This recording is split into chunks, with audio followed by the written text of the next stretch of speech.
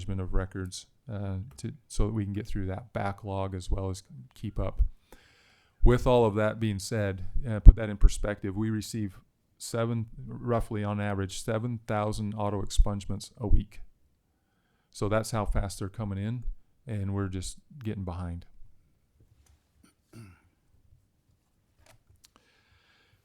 Our priority number 4 is our dispatch contracts. So we have 6 PSAPs who we contract with for purposes of the highway patrol throughout the state. And you see those listed on that chart, Davis, Logan, St. George, Summit, Tooele, and Weber, who we pay them money for them to dispatch our troopers. We have a formula that's been now a few years old. It's a very thought out formula. We know exactly where we're at. We've been able to get all of these in line with exactly what that contract price is. But quite simply, we have not had to come to appropriations really since 2016 to seek an appropriation for this. But we're just to a point where now that number, our contract costs have doubled since 2016. And so what we're seeking is $663,500 in ongoing funding to be able to meet our obligation of continuing to pay those contracts.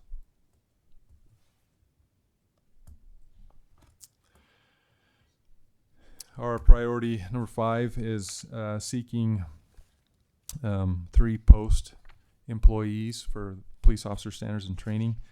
This is in regard to House Bill 62 from last year, which provided that more or the investigations involving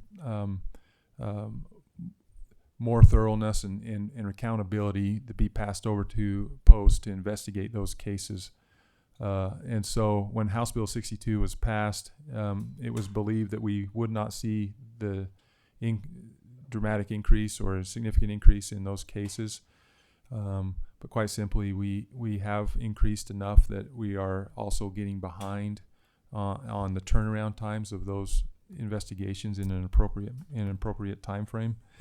And so what we're seeking is 2 investigators to meet the demands of that bill, as well as the increase of investigations there, as well as 1 instructional designer based upon House Bill 301 and Senate Bill 98 from last year that puts those requirements on us to be able to keep up with the greatest training products, as well as the curriculum being taught within post.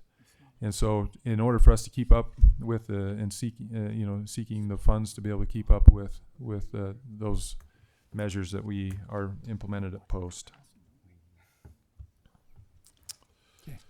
Our next priority would be Commissioner, I interrupt Yes. you back on that last one. Okay. House Bill 62. That seems pretty vague to me. What in conduct that involves dishonesty?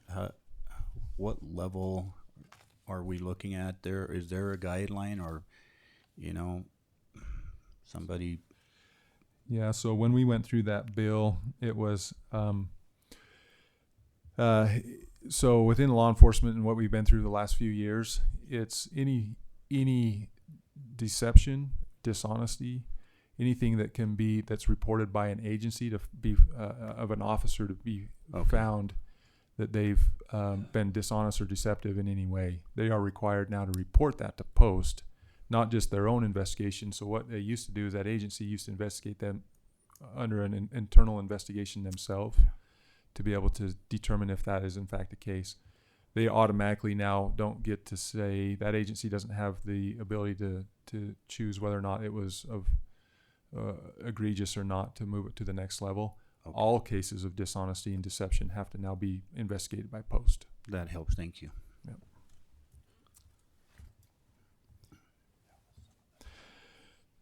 Our next priority is computer-aided dispatch, our CAD system, and our hub project. So this is seeking the $1.2 million one time and then $385,000 ongoing. What this is we have several. This is also so back in our dispatch world with the continual advent of technology and the ability to not drop 911 calls. It's really this integrated piece to be able to connect computer systems to each other. So CAD to CAD, dispatch center, depending on where that call comes in, but also from CAD to RMS systems, out to officers in the field directly to their computer in their car. Being able to talk back and forth and make sure that information is being relayed without ever the call taker ever dropping the call or having to transfer a call. So this eliminates calls. So like I said, with the advent of technology, this continues to get better and better for us, but also for our own desire to continue to improve our systems ourselves, of being able to make sure that we meet the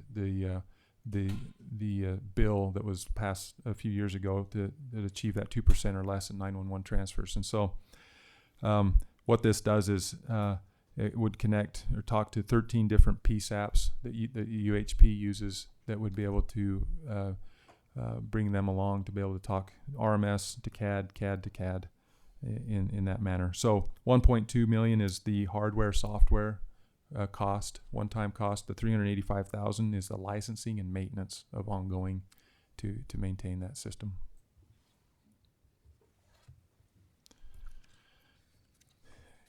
Our next priority is our Aero Bureau down in southern Utah. So we presented on this last year as well. And last year we sought after one-time funding as well for the operations budget, not knowing where that was going to be.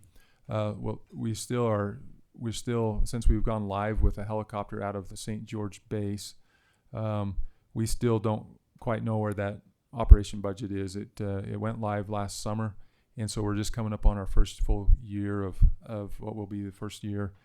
And so we're seeking again one-time funding to continue to establish that base budget, what will be an operational budget coming out of the southern Utah area. I can tell you the impact of putting a helicopter on the southern end has been quite dramatic.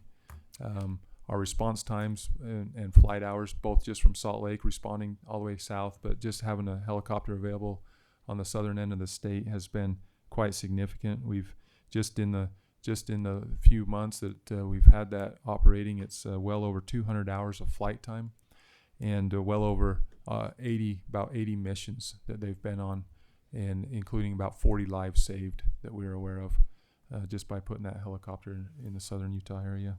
Hey, Commissioner, have you verified how much time you saved by having that helicopter down there? I mean, when you're flying from Salt Lake, it takes significant time. Have you looked at what you've saved in flight time from Salt Lake back and forth? I'm sure our team can put that together. I haven't seen that number, but just knowing put it this way, the fact of, so your helicopter maintenance is done per hour when you hit certain hour increments, and the ability to save hours on the helicopters that are stationed in Salt Lake just by the simple commute time is quite significant. And so for us, that has been very well established in the fact that we're not having to fly from Salt Lake to St. George every time we have a call. So, part of that too is the fact that, these guys, and sometimes by the nature of it, it happens, but it also is that, sometimes they get almost all the way there and they get canceled. They find the person or something like that. But so Right. that has gone down quite considerably just because of the commute time, save All on right, commute. Senator Owens has got a comment. Yeah, thank you for reporting on this. The mayors of southern Utah just wanted to pass along their gratitude to have this. I want to tell the committee this piece of equipment, this helicopter, came from our priority during COVID and then the ARPA funds that came. And we watched the DPS scrimp and save for many years to try to replace that old helicopter, and we were able to do that. But at that time with ARPA funds, we prioritized this one, and we're able to get two at the same time. That's how we ended up with this. So that's part of this committee work, and it, as you just explained, sounds like it's making a difference there. Yeah. All right, thank you. Yeah, thank you. That eventually will become an ongoing request based on the operating budget for that. But our next one is our VINE program. Well, what is the VINE program? That's a victim identification network. So this is a program that DPS took on by statute, about around 2011, 10, there was a statute that was passed we make available to victims of crime a system that will notify them of movement of their offender. And so in 2013, DPS took on this to house it under DPS just for the paying attention to it. And we've been funding it with a grant funding, the VOCA grant, but that is now dried up.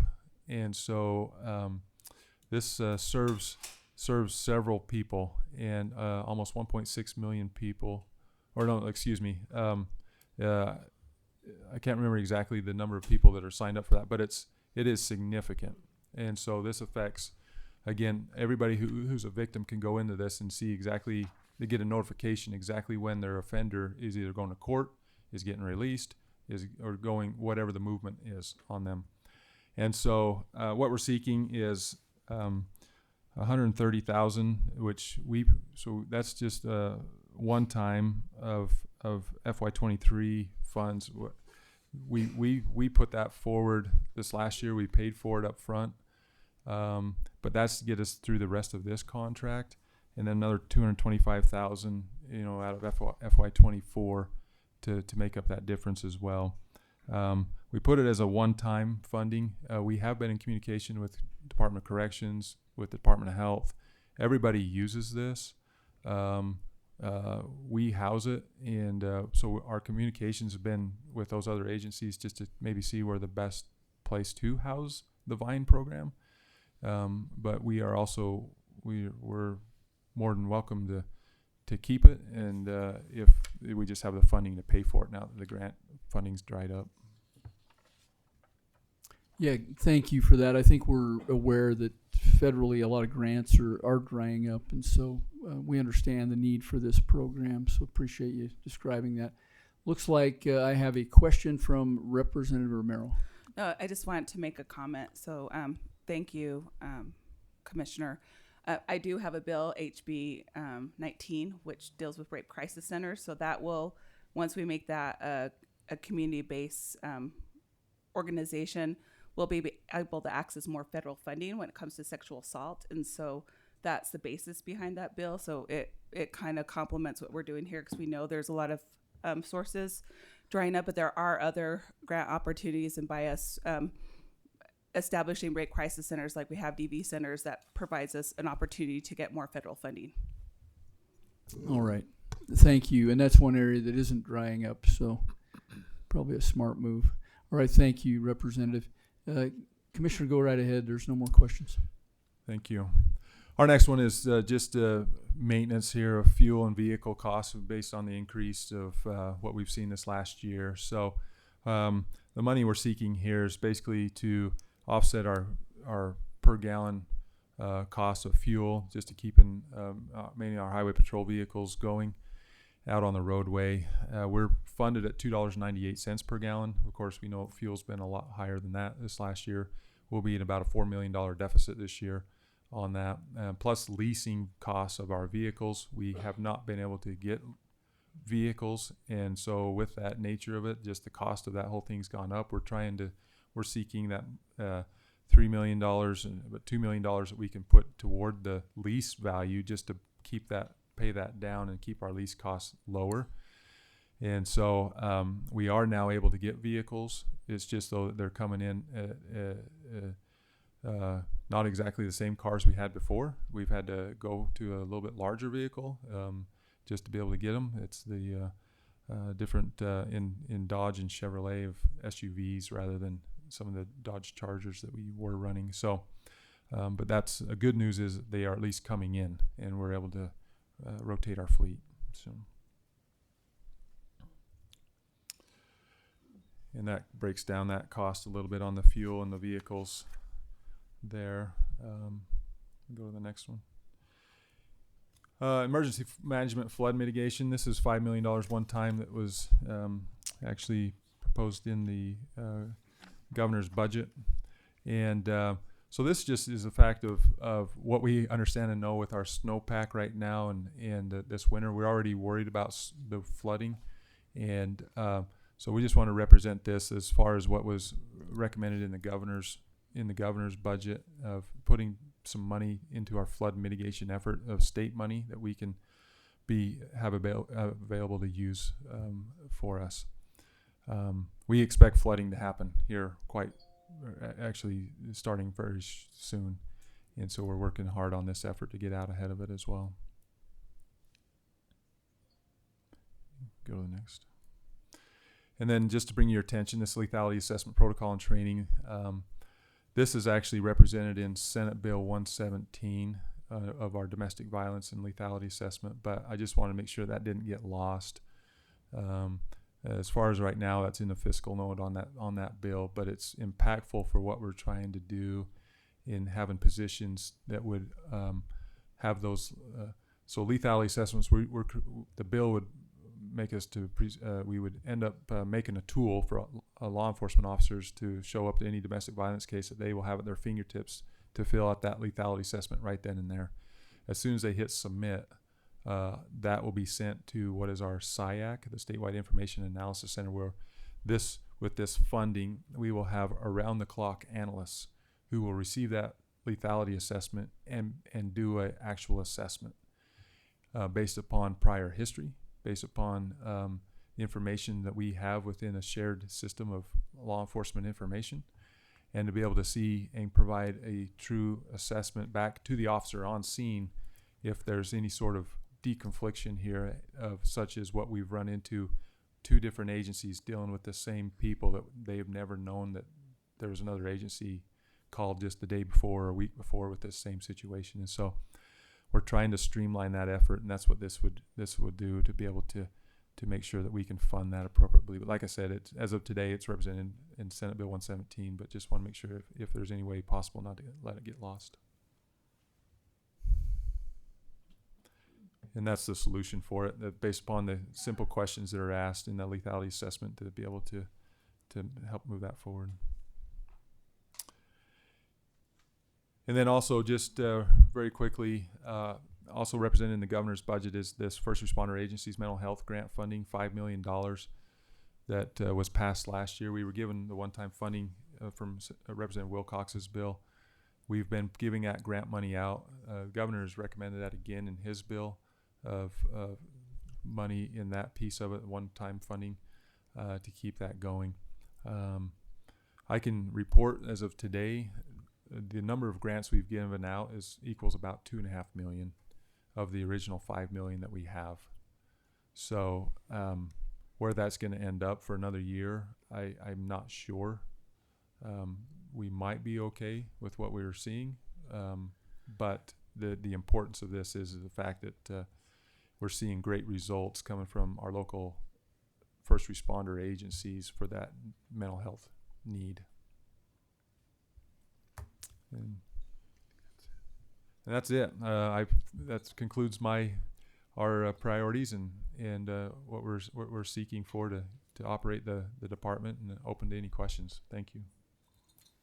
All right. Any questions from the committee here? I've got a light. Representative Clancy. Thank you, Commissioner. Just a quick question. I know it's been talked about as one of UHP's big priorities is wrong way driving. Is there anything in this that's addressing that with the information campaign, or has there been any discussions on addressing all the wrong way drivers we've been seeing?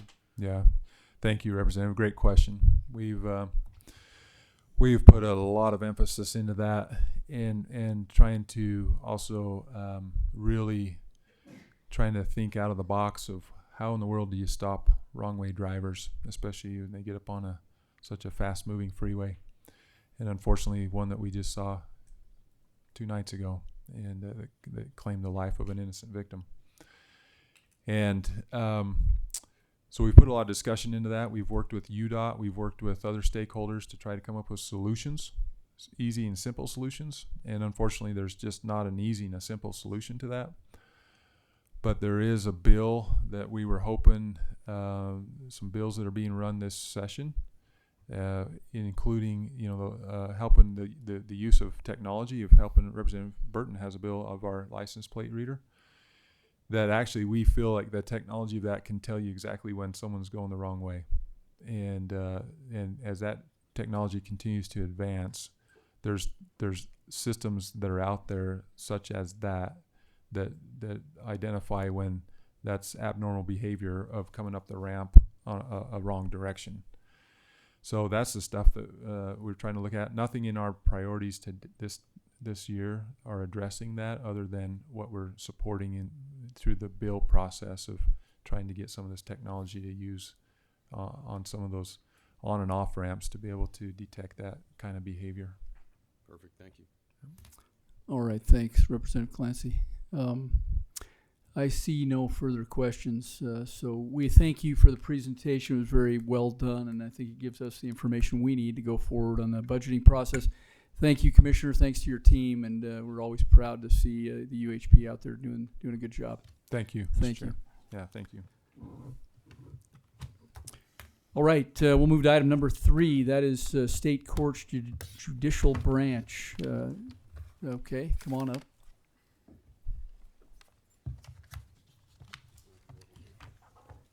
Yeah. While you're coming up, we'll turn some time over to our LFA, Gary Seifus, to provide an introduction. Thank you. And if our great IT help can help me get this on the screen, that'd be great. Okay. Thank you. So again, Gary Seifus with the LFA. Just to give a brief overview of the court's budget. So let's see.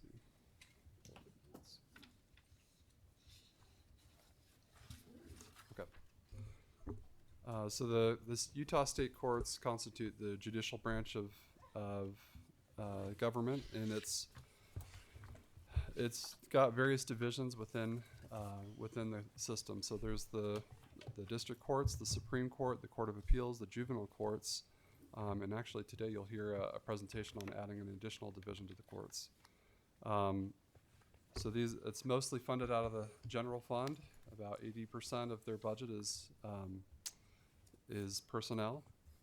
That's to fund state court employees, everyone from the judges to law clerks to the court clerks and everyone else that helps to support that system. I just want to point out a few things. They're comprised mostly of general fund, although they have some other various sources of funding. So you can see the general fund right here. So out of their total $186 million budget, $160 million of it is from the general fund. But then there's these other restricted funds that go for certain programs and purposes within the system. I'm just going to point to a few things. Actually, I'm going to pull up my other little document. I think it's just more concise. So again, going back to this list of LFA office recommendations for the department, wanted to just point out a few things and then I'll conclude. So there's this item here that they brought to me, to the committee, back in the fall, this retiring of the Farmington Courthouse construction bond. This isn't the same one that we heard last year, although that happened. But similar, right? So they have funding to pay off their court bonds, and some years, some more come off the books, and that's just what this is. So they would like I think they'll talk more about it today, but they have a proposal on how to spend that. If you so choose and agree to do that, then that would just be something you can decide. But it's about $399,000 ongoing, so something to consider. And then the last, I'll explain a few things here. So this line 45, the EOCJ accountable process reduction. So during the interim, again, we went through and just did some housekeeping. What I think would be a haircut. It's a $4,000 ongoing amount, not humongous, but just through our process, we try to look for those things that are that maybe in this program it was the court security program. That program really probably ought to be funded through the court security account, not the general fund. So that was this was actually already taken care of, but you can use this, apply this towards some other purpose within the committee, like I've mentioned before. And then the last one, looking at their budget requests, we would, support this additional juvenile court judge request that they have. This is, I think, Southern Utah County, and there's been a large amount of growth within that area, and particularly amongst juveniles and things like that. So with that, Mr. Chair, I'll conclude my presentation and answer any questions. All right, I do have one question out there. Representative Clancy, go ahead. Oh, little gremlin pushed that button. All right, no questions. Appreciate that update, and we'll turn the time over to the state courts. Would you state your name for the record and then go ahead and take it away? I think you're Ron Gordon, right? I am, thank you, Mr. Chair. Ron Gordon, State Court Administrator, and I have with me Carl Sweeney. Want to introduce yourself? I'm Carl Sweeney, the Director of Finance for the courts. Thank you. Thank you. All right. We do have a presentation. Is that showing up on your end? Thank you. We appreciate the time to be with you today. We're here today to present the Judicial Council's budget priorities. By state constitution, the Judicial Council is the governing body of the judicial branch. This is a look at the current membership of the Judicial Council. There are 16 members, 15 of them are judges, and one of them is a representative of the Utah Bar Commission. Chief Justice is always a member of the Judicial Council, and the others are elected by their members of their respective benches. They serve 3-year terms and can serve up to 2 of those 3-year terms. Our mission in the judiciary is this: to provide the people an open, fair, efficient, and independent system for the advancement of justice under the law. We try to use this to guide decisions that we make, focus areas in the judiciary, and even our budget requests. So we have 10 things that we'd like to present to you today. I know you've heard from a lot of entities about compensation issues, and the judiciary is no different there. So the first of these items we'll present has to do with legal expertise, recruiting and retaining. As you've heard before, compensation in the legal market has increased dramatically over the last few years, and this is having an impact on the entire legal market, including the judiciary. So we're supportive of the recommendation that came from the Elected Officials and Judicial Compensation Commission. That's a commission that you've established by statute to make recommendations to the legislature on judicial compensation and compensation for other officials. They recommended a 10% increase. The Judicial Council is supportive of that 10% increase for our 120 state court judges. We, like some other entities, are having difficulty filling positions that require a law degree. These are our JD required positions other than our judicial officers. Our starting pay rate is just way too low, to be candid, to fill these positions. Starting pay rate at $27 an hour means that when we post one of these positions, we're lucky if we get 2 applicants. It's more likely that we will get 1 or 0 applicants.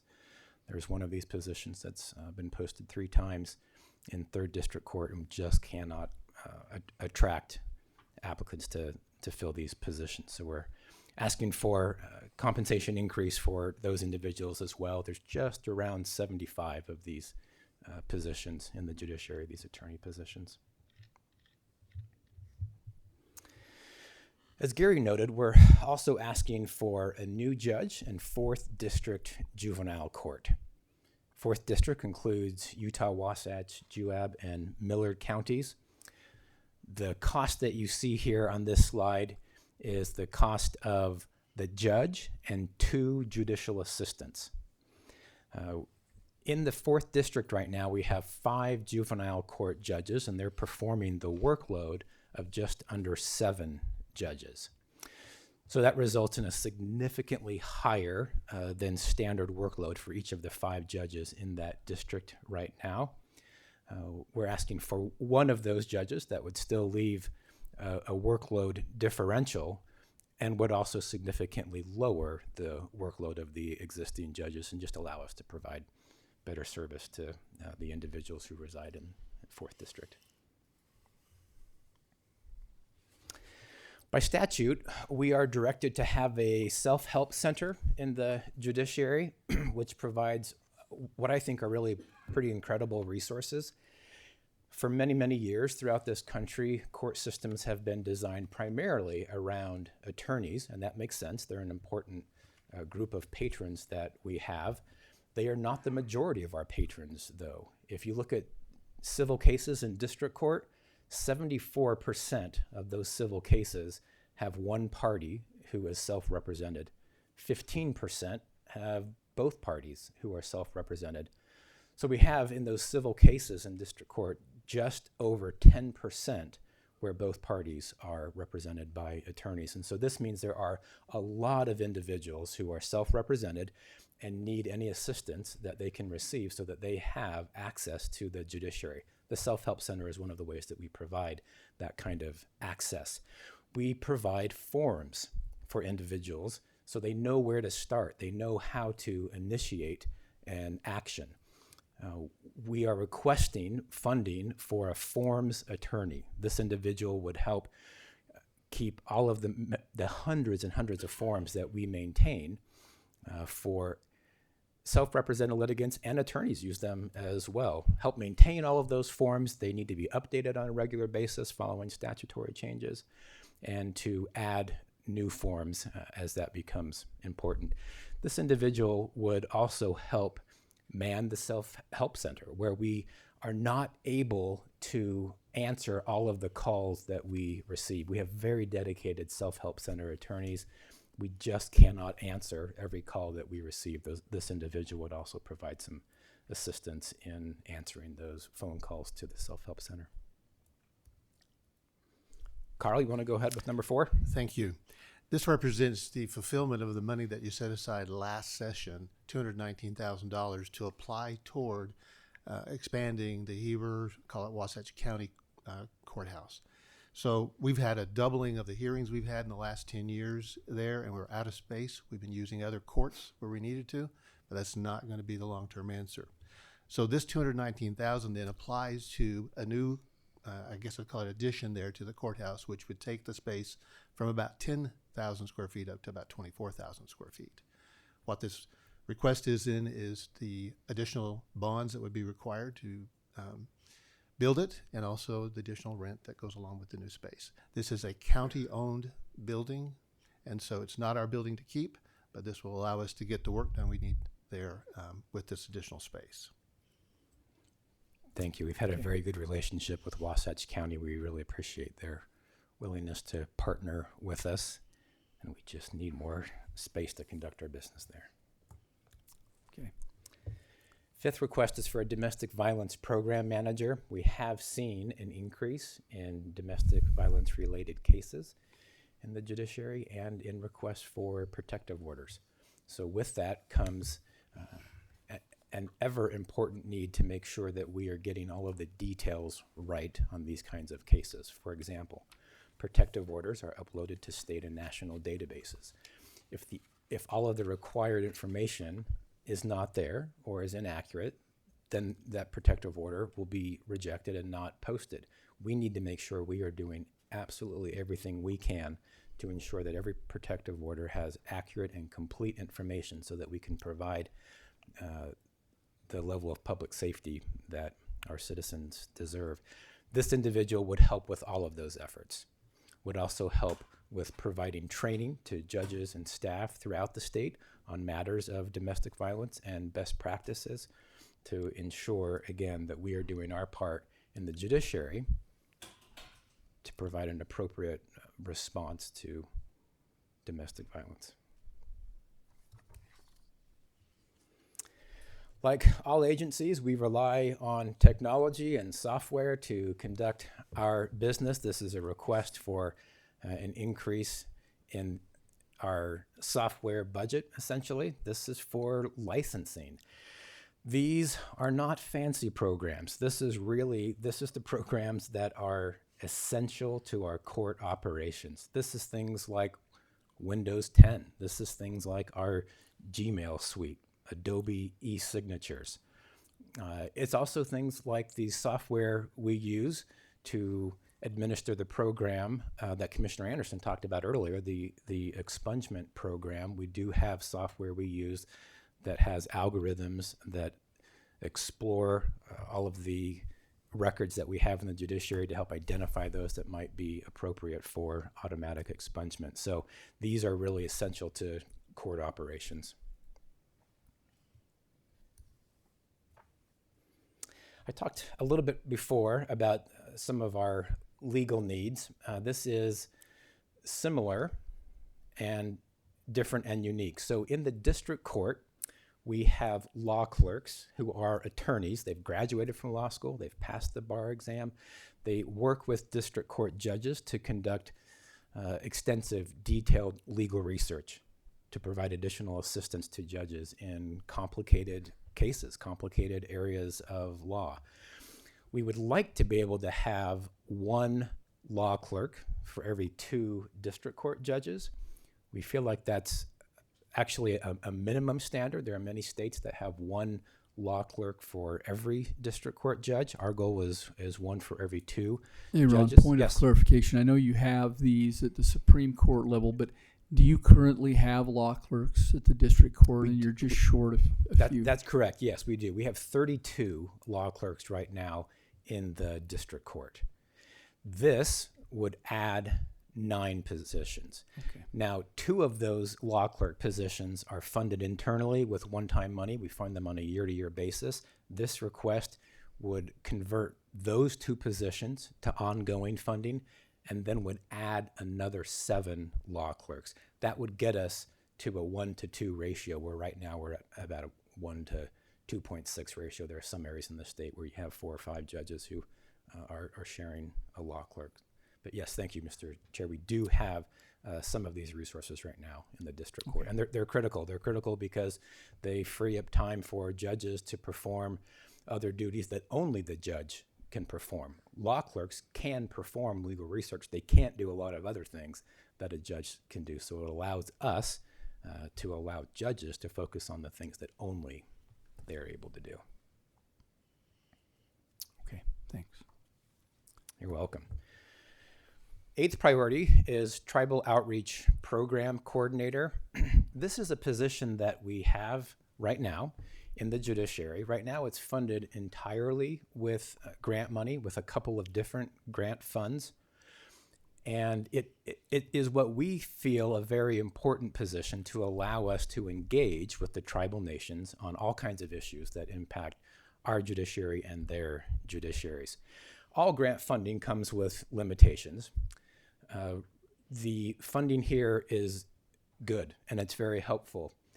And it's so restrictive that there are many, many things we would like to be able to do in terms of engaging with our tribal nations on many issues that simply fall outside the scope of these 2 grants. These 2 grants focus on domestic violence and the Indian Child Welfare Act, both of which are very important.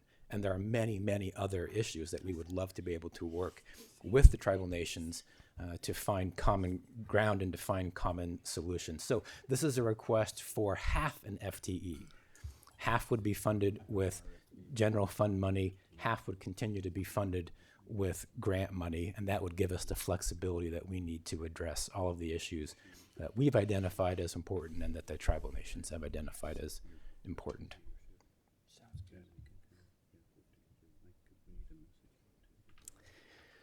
Our 9th priority is kind of a unique priority.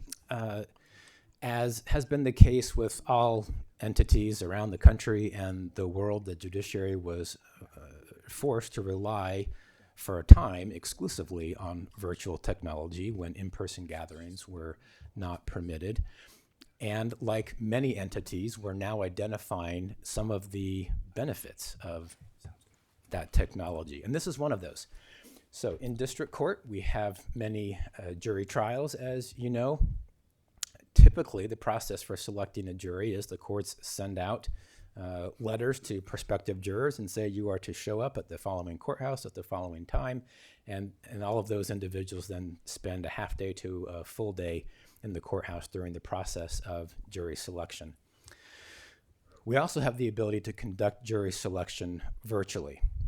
The primary benefit of virtual selection is to the prospective jurors, because they don't have to travel to the courthouse. They don't have to spend an entire day at the courthouse doing that virtual jury selection. So this, and I want to be clear and upfront and very candid about this. This is a benefit to our citizens, and it comes with a cost because it's more expensive than in-person jury selection. Right now, our in-person, our jury clerks perform all of the work that is necessary to get to the start of jury selection. And then they don't do any other work during the jury selection process. In a virtual jury selection setting, we need the jury clerk to be there for the entire time, running the software, running the system, admitting people in and out of the room, things that in an in-person setting are done by our contracted bailiffs.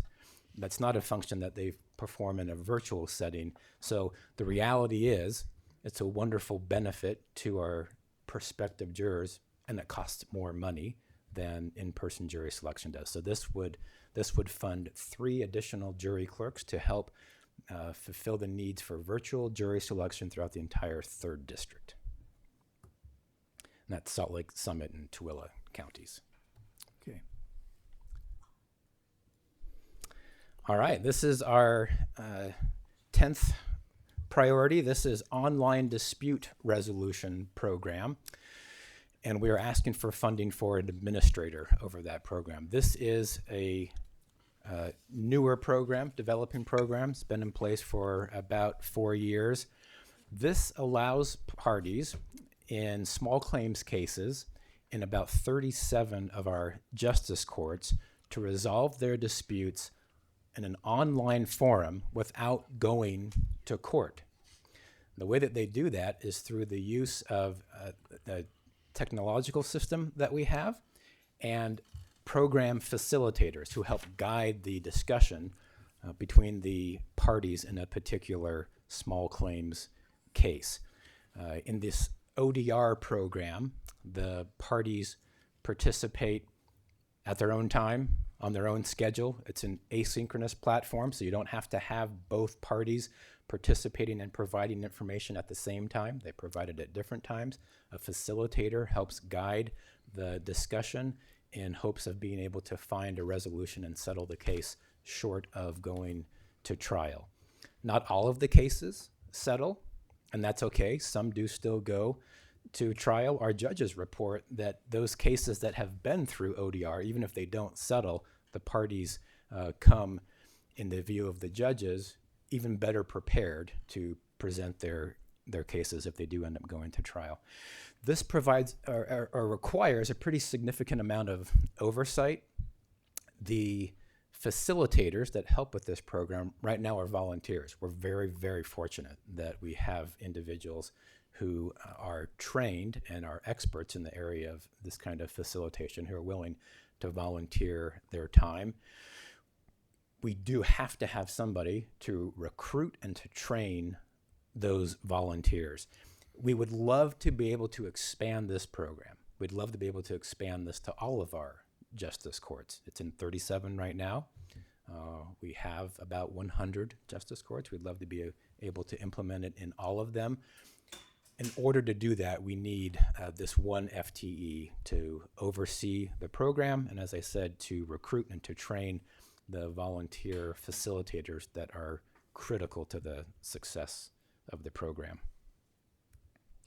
So this is a summary slide that shows you all of the requests that we're making and the total down there at the bottom. And we do have just a little bit more that we want to say to follow up on one of the things that Gary mentioned in his presentation about a reallocation request. So Gary mentioned that we have requested $399,000 to do what we did just presented, is to use this money that the bond is retiring on, and that's this year, in behalf of a Davis County new courtroom that we would propose to build. The feasibility study is in the works. It's ongoing, expected to be done in July. And this money would then form part of the, I guess you'd say, the money that would be needed to pay for that new courthouse. Now, the other courthouses existing in Davis County, that's being Farmington, Layton, and Bountiful, would be either sold or we would let the lease go. So those funds would also particularly come into this as an offset. We just don't have that number quantified. But this is the existing Farmington building. Unfortunately, it's not going to be long term. This would be taken down and replaced by the new Davis County Courthouse. Mr. Chair, those are our priorities in our presentation. What questions can we answer? All right, thank you so much, Ron, for that presentation. I don't see any questions, but I'm appreciative of the document you brought. It's very helpful and descriptive of what you need, and we appreciate the effort that went into that. So, you have a question? All right, Senator has a point. Real quick, on your HiRe, said we got that worked out where we had funding last year that we needed to so you could yes. is it rehabilitate, and we had already had some permitting there or a contract. Did we get that worked out through last session? We did. Okay. And we're ready to roll as soon as the monies are approved. We can now then start construction on the expansion, I'd call it. Okay. Thanks for being ahead on that. Thank you. All right, thank you. You're witnessing history this morning. I don't think I've ever seen this. We're 36 minutes ahead of schedule. That's amazing. We'll let you folks get on with the business at hand with the courts, and thank you very much for being here today. Thanks for the opportunity. Mr. Chair, make a motion. Motion to saunter. While staff. Well, I've got, reaches out. if I could, I've got one individual here that thought he was supposed to be here at 8, and so I want to bring him up. Withdraw my That's motion. Colonel James Stewart. So let's get Colonel Stewart up here if we could, and then I love that motion. And I'll jump down there and help him. I've got to present this real quick, and it's my mistake. I feel bad that he's been here, so I thought we better get him taken care of. So I'll turn over the gavel to the senator here. Okay. And Sir, welcome. Thank you for being on our committee. Glad to see you have a connection in the military with Representative Burton. Go ahead and take the witness stand there. And Representative Burton, thank you for sponsoring this. The time's yours. Okay, thank you, Mr. Chair and committee. I have with me Colonel retired James Stewart from the United States Air Force, also a physician and also a pilot. Pretty amazing and accomplished guy. But he provides leadership right now in the state of Utah to the Civil Air Patrol Utah wing. And I don't think most people realize the service that the Civil Air Patrol provides to our state. Having been in a uniform, I can tell you that when the Guard or the Army helicopter's called out, you're going to be paying about $40,000 an hour for that piece of equipment. The Civil Air Patrol provides amazing service in search and rescue, disaster response and recovery. And they do that at a fraction of the cost because these are volunteers. And using aircraft that are a lot less expensive than what the military would provide, or even DPS. So this request we have before us is a one-time request for $75,000 to purchase advanced imaging equipment that will allow the Air Patrol to aid local and state first responders, primarily in a state disaster. And with that, I'll turn the time over to Colonel Stewart to give us a little bit more fidelity on that request. So please state your name for the record. Thank you, sir. I'm Lieutenant Colonel Jim Stewart from Utah Wing of the Civil Air Patrol. I'm the Director of Emergency Services for the wing. This equipment would provide an advanced imaging capability to be able to provide information, data, imaging to decision makers during either a natural disaster, man-made event, fire, etc. This equipment will generate orthomosaic, georeferenced, three-dimensional photographs of an area that is under interest for either analysis regarding the impacts from a natural disaster or man-made event, It also can be used for other missions that would support other parts of the state government, particularly looking at environmental projects, snowpack, water flow, inland waterways. One of the reasons why we're seeking this is to be able to complement other resources that are available in the state, but provide unique three-dimensional mapping that would assist decision makers.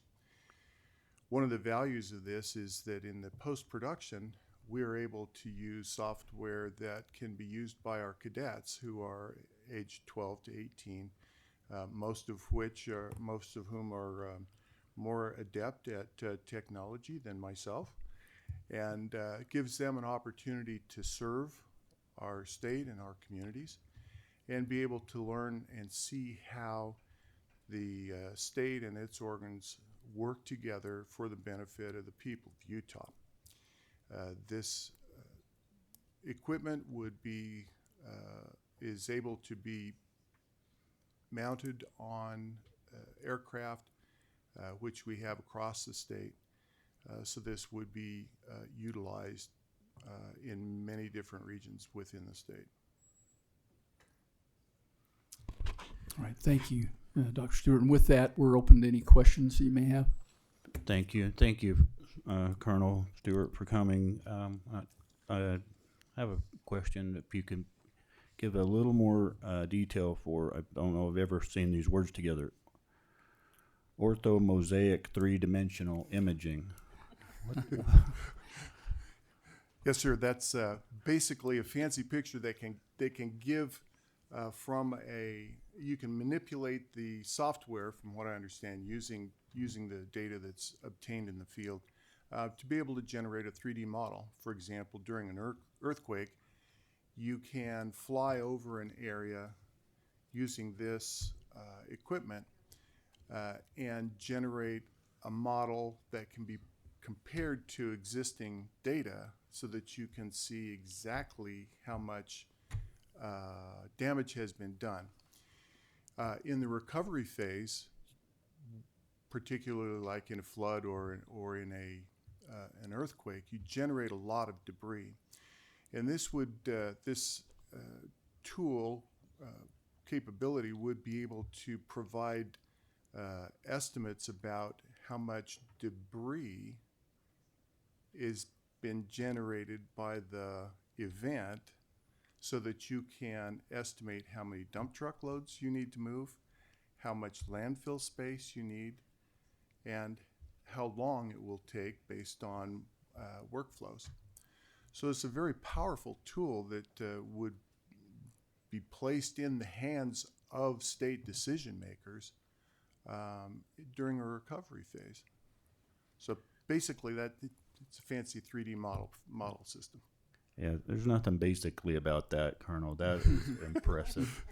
A representative, I'm not seeing any other lights, but I'm impressed with what this could do, and thank you for making the request. Thank you. sir. And again, it has statewide impact. And the thing that I love about Civil Air Patrol is it gets young people involved in being a part of the solution, many of whom go on to serve in disaster recovery response jobs and or the U.S. military. So thank you for your time, committee. Appreciate it very much. Yes, thank you, and thank you, Colonel. I see the value of this is great. Yes, sir. Thank you.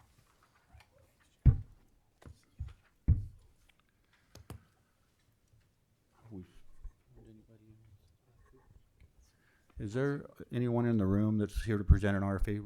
Senator Winterton, you are ahead of time. Please come up, and we're going to roll right to you. Sorry about that. Thank you, committee. I have with me Chris Hamlet from the Emergency Management Division of DPS, and this is a very timely request, and I'm going to let him explain what we're hoping to accomplish here. Thank you, Mr. Chair. As mentioned, my name is Chris Hamble. I'm the Director of the Utah Division of Emergency Management under the Department of Public Safety. And we appreciate Senator Winterton for bringing this forward. One thing we've done over the past several years, and started about a decade ago with Representative Oda, was to create a very robust state disaster recovery restricted account that currently has reached almost $90 million and has been identified as one of the best practices in the nation as far as a state disaster fund goes. Some of the issues we have with that fund, though, is the lack of flexibility and our inability to be able to utilize that directly to support our local communities who are impacted by disaster. The current state disaster fund that we have is restricted to the use by state agencies and for costs incurred by the state, which really limits us when we have disasters that impact those local communities where they need something other than a state entity to come in and support them. We have a great opportunity to bring in UDOT and the National Guard and other resources to support these communities, but when they need specific things that those agencies can't provide, we get kind of in a position where we struggle to help them just because of the restrictions placed on that account. What we've asked Senator Winterton to do is to come forward today and help us to fund another account that exists. It's a local disaster account that was created in 2019 by Senator McKell, which basically provides us that flexibility we need to support these local communities. And just given a case just recently, the Moab flooding that impacted Grand County as well as Wayne County, they had nearly $5 million in damage to their communities, but they did not qualify for the federal program assistance from FEMA because they didn't quite have enough damage. But at the same time, we had restrictions on our state account that didn't allow us to really help them at this time. Hey, Chris, yes. if I could, I'm sorry to interrupt. If there are any interns in here who have folks that are going to present RFAs, you might go let them know that we're way ahead of schedule and they ought to come on over. Sorry about that, Chris. Understand how important this is, because even when federal dollars are available, many of us who've been in this business know that it can take a year, 2 years to get reimbursed. And these are specifically cases where maybe there isn't federal funding and we still need to be able to respond and help people in our state. So, okay, keep going, sir. Exactly, Representative Burton. And thank you.